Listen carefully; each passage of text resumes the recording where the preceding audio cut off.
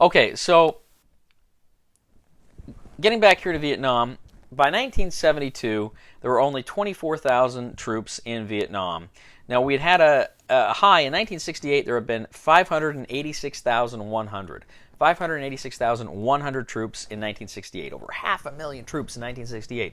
By 1972, we've only got 24,000. So it's a significant drawdown under Nixon. And of course, we're looking for that peace treaty, is what we want here. In January of 1973, the United States and the North Vietnamese, government, they get together, they conclude a peace agreement there with the what is known as the Paris Peace Accords. And Henry Kissinger, he was the primary negotiator for the United States here in Paris. Lee Duc-Tho was the North Vietnamese negotiator. They actually get a Nobel Peace Prize between them for it, but Tho rejects it. He says it's a capitalist convention. He didn't want any part of it. But in theory, this is a peace treaty. And some people argue that the United States kind of didn't really expect this to work. Other people say no, it was entered into in good faith. But it's kind of a problematic piece, and there's a fear that it doesn't really address a lot of the underlying problems. And as we will see, it doesn't. But did they know that at the time? But America now begins. I mean, as far as America is concerned, the war is over, and as we will see, that won't necessarily actually be the case.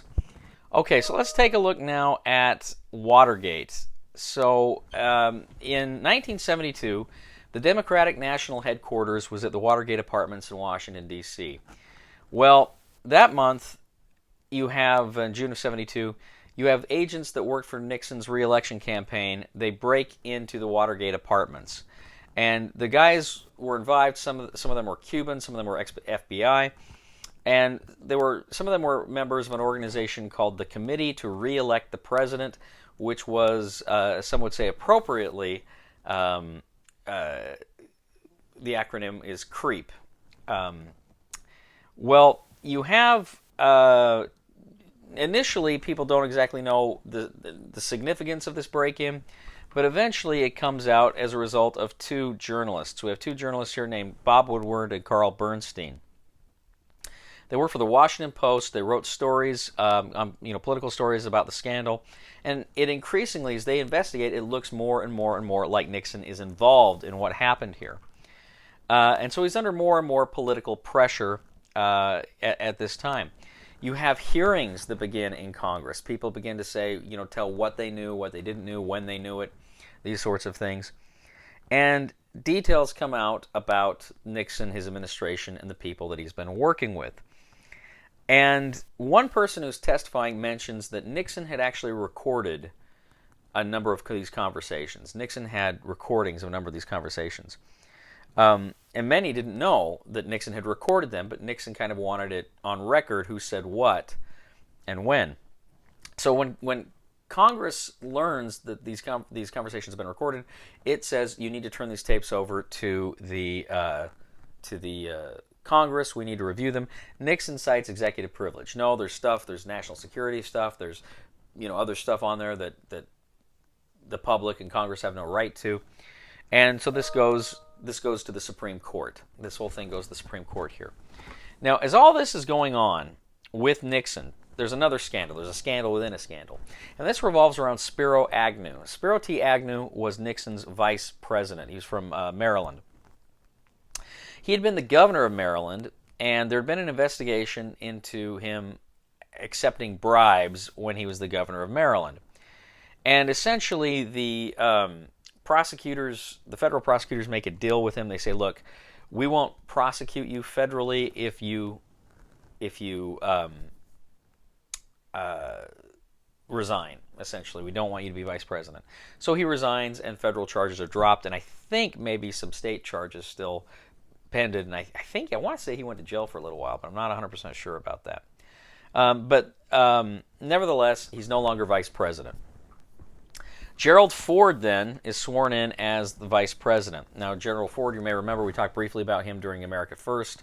He was an American firster right before World War II in the United States. And the Supreme Court rules then that Nixon has to turn over these tapes, or these conversations. So on August 5th, 1974, Nixon goes ahead and he turns over all the tapes to Congress. And they kind of show that Nixon was responsible for what happened at Watergate, for trying to cover it up.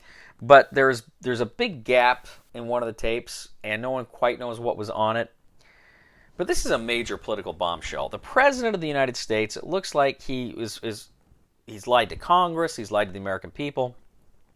And certainly it looks as though he's implicated in a number of crimes. Certainly the burglary that we saw, but wiretapping, money laundering, other things like that, it looks like Nixon has a hand in.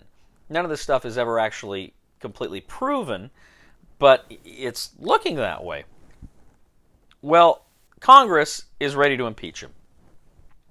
Congress is ready to say, okay, let's do it. Let's get rid of Nixon. The problem is, excuse me. Problem is Nixon's a smart guy, and Nixon sees what's going to happen here. So rather than wait to be impeached, he chooses to resign. He says, you know what? I'll leave. You won't have old Dick Nixon to kick around anymore. And he resigns on August 9th, 1974, the only president of the United States to ever resign the office. And he leaves. He resigns from the office there. He claims, he says there's no wrongdoing. He says I didn't do anything wrong, but to remain in office would take attention away from these big questions at home and abroad, and so that's why I have to resign. So Gerald Ford then is sworn in as the next president of the United States, and he was neither elected president nor vice president, which is another first in American history. Now, in 1974, as I mentioned, the North Vietnamese, they start a border war with the South Vietnamese, and they notice the United States isn't intervening. The United States, we're not bombing them, we're not sending troops, and it's because Americans have lost the stomach for fighting. We don't want to have another round of fighting in Vietnam. So the NVA in 1975, the North Vietnamese army invades into South Vietnam, and they head right toward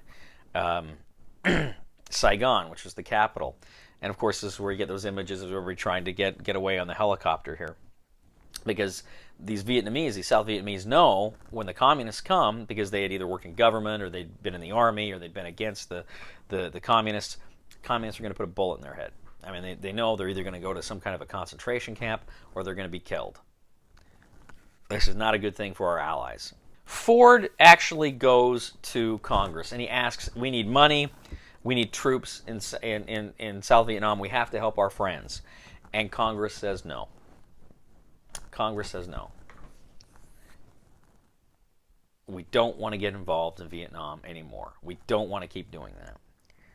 And the United States essentially abrogates its responsibilities to its friends and allies. And it's one of those things where there's no good solution here. There's no good outcome here. But we kind of left these people out to dry, and a lot of good people in South Vietnam are killed or sent to concentration camps because of this decision by the United States just to kind of wash its hands of what it was doing. The alternative was to send more troops and have more American kids die over there, and there's no way this would end well. So on April 23rd, 1975, with Saigon having fallen, Ford essentially says, okay, the war is over. The war is done. We are done. The embassy, I think, fell. Saigon fell, I think, like 6 days later. It was like April 30th or something like that it falls. But this war has this very powerful cultural legacy in the United States. The U.S. had been involved for a total of 8 years. About 58,000 Americans had died during this war. All told, Vietnamese, North, South, we think the casualty rate was somewhere around 2 million. So an incredible number of Vietnamese are killed during this war. And as I say, it continues to leave a mark upon the United States. All right, so that finishes up this unit, and we will be moving forward from here. Thanks a lot. Bye bye.